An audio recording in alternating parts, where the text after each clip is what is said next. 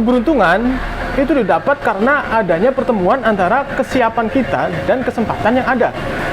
Kesiapan yang bagaimana sih yang dimaksud, dan kesempatan yang seperti apa yang bisa menunjang kita untuk menuju keberuntungan itu.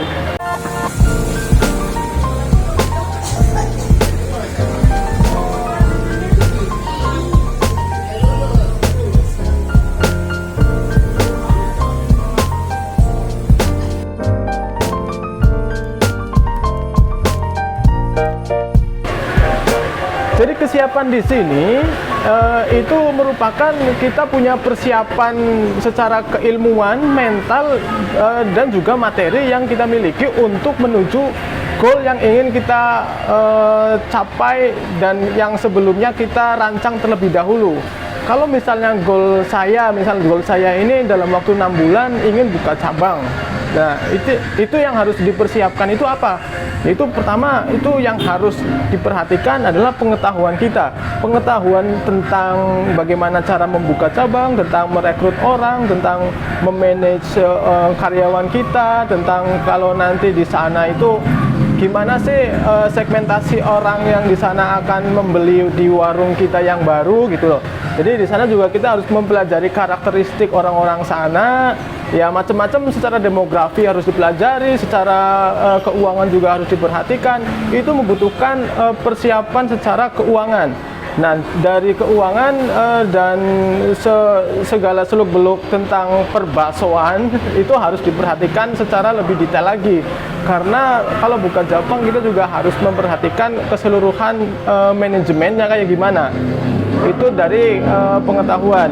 Kalau dari sisi mental, kita juga harus sering terjun ke lapangan, sering kita istilahnya kita sering, kalau melakukan sering berulang-ulang, maka mental kita akan terasa dan akan menjadi mental PD gitu ya. PD artinya kita tidak takut gagal untuk mencoba lagi dan mencoba lagi. Nah itu. Tapi kita juga harus memperhatikan juga dari sisi kesempatan. Nah, kesempatan ini kesempatannya bagaimana? Kesempatan yang dimaksud di sini, kesempatan bukannya kita hanya menunggu, tapi kita harus menjemput bola. Kita harus menjemput kesempatan yang ada, yang lewat sekalipun, karena kesempatan itu sebenarnya tidak akan pernah ada kalau kitanya nggak peka gitu.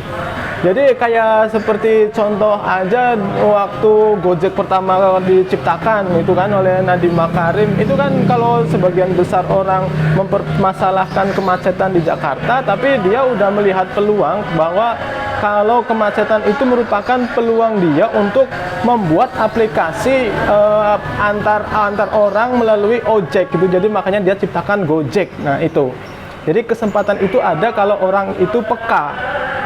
Jadi kalau kesempatan udah ada, terus adanya kita pengetahuan tentang hal itu namanya persiapan bertemu dengan kesempatan. Nah itulah yang dinamakan keberuntungan. Jadi keberuntungan itu diciptakan, bukannya kita menunggu lalu datang keberuntungan secara tiba-tiba. Itu tidak hanya orang pemalas aja yang mengidam-idamkan hal itu. Kalau bagi orang-orang pebisnis itu ada rumusnya untuk menciptakan keberuntungan dia sendiri. Kalau keberuntungan berulang-ulang itu namanya baru benar-benar beruntung gitu, kata orang yang udah sukses. Jadi beruntung itu pasti diciptakan, bukan karena kebetulan semata.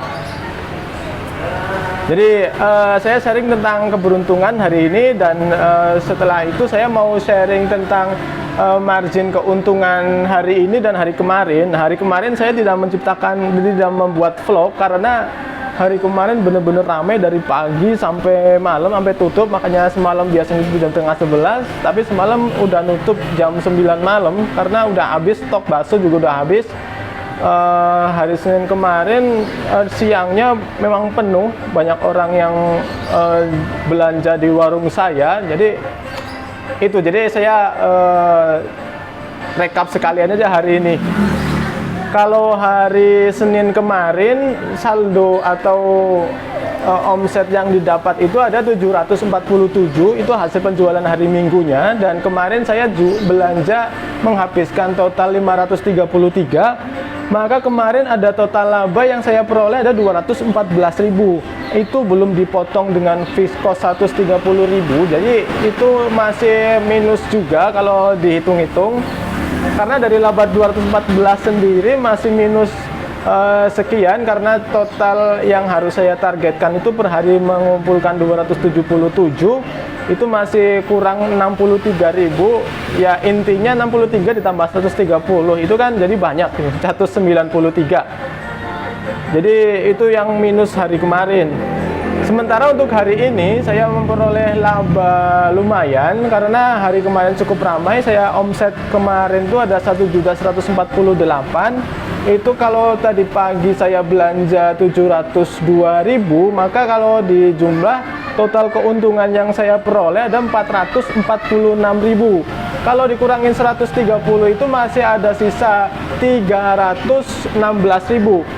Ini masih kelebihan kalau dibanding dengan target harian yang saya targetkan ada 277.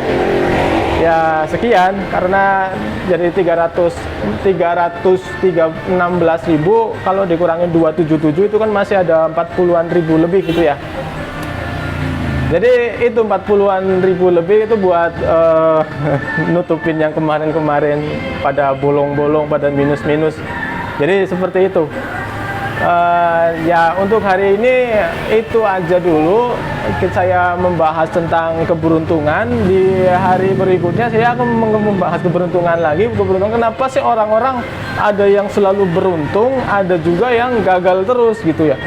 Itu ada juga teknik-tekniknya kenapa ada orang yang selalu gagal, ada orang yang selalu beruntung. Itu karena beberapa faktor, tapi itu dibahas di video selanjutnya. Untuk hari ini saya cukup sharing tentang yang tadi saya sharingkan, yaitu jadi rumus untuk membentuk keberuntungan itu. Jadi keberuntungan itu diciptakan karena kita punya kesiapan dan kesempatan yang ada di luar, itu digabungkan, dikolaborasi. Kalau ketemu klop itu maka menjadi keberuntungan kita. Nah itu. Sekian untuk hari ini sharingnya, dan kalau ada pertanyaan kirim di komentar bawah. Kalau kalian suka dengan video ini, like dan mungkin share dengan teman-teman. Kalau biar bisa berdiskusi, saya juga butuh masukan buat teman-teman, buat sesama pebisnis dan buat orang-orang yang ingin belajar bisnis. Saya juga mau sharing bareng-bareng kalian semua. Dan kalau kalian ingin mengikuti video selanjutnya, ketik subscribe biar saya bisa ya semuanya kita saling ada wadah lah, ada wadah untuk saling sharing di sini di channel YouTube saya. Ya sekian, sampai jumpa lagi.